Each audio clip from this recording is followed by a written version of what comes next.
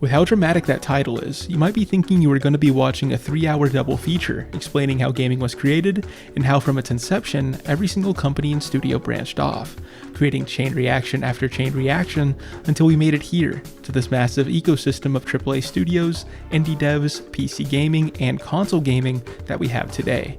And while that synopsis of a fake video would answer the title directly, what specific traits does every game have that connects them, not just in origin, but in the gaming genre as a whole?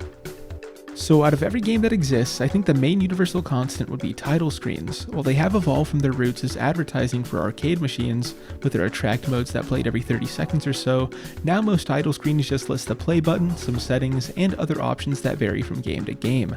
I don't think I know of a single game that starts without them.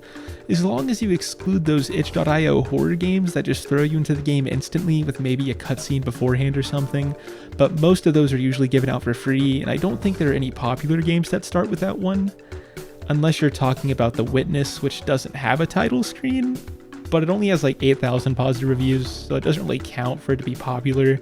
You need to see like 10,000 or something, so we aren't going to count it, because clearly that's an outlier we don't need to focus on, so yeah. Okay, bad start, but this one can't be wrong. Every single game has animations. Games have a wide variety of animation styles. Some are vibrant and cartoony, with a bunch of squash and stretch, and others are the opposite, extremely gritty and realistic, with a focus on accurate to life body movement. There's no game that doesn't have animations. But I mean, technically the ball's moving on screen, even if it is just a single pixel, it doesn't animate or have frames otherwise. Okay, but let's not act like that isn't literally the first video game ever made. It probably doesn't even have a title screen. Like, there's no way we're gonna let that ruin my animation point. Like, maybe if there was a whole genre that overrules me, I might yield.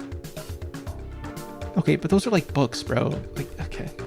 What about sound then? How could a good game exist without its accompanying soundtrack? So many games wouldn't even have their claims to fame without a good OST.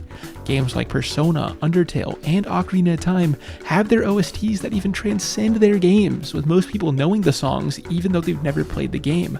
Like, even the first game ever has sound, so you can't be telling me there's a single... Dude, where are you even pulling this from? Like, look how bad it's rated. It did a disservice to the deaf community, if anything. Why is this even here, man? Yeah, my bad. Those traits don't connect every game, but this one should be in every game. Input. There's not a single video game out there that doesn't require an input method. Like with the years of development we have had in control schemes and their controllers we use, it would honestly be an insult to the entirety of the gaming industry if there was a game with not a single input method to play the game. Oh. So, moral of the story, even if games are not all interconnected by traits, at least they all sprung up after one scientist's discovery. Yeah, okay, I guess, never mind. The real moral is all games are unique, and probably fun to someone, like people somehow have fun playing Desert Bus, and you just drive a bus for 8 hours in the desert. So yeah, I guess that's what connects every game. So yeah, there we go. The video now is not clickbait. And if you enjoyed this video, you know what to do, or something like that.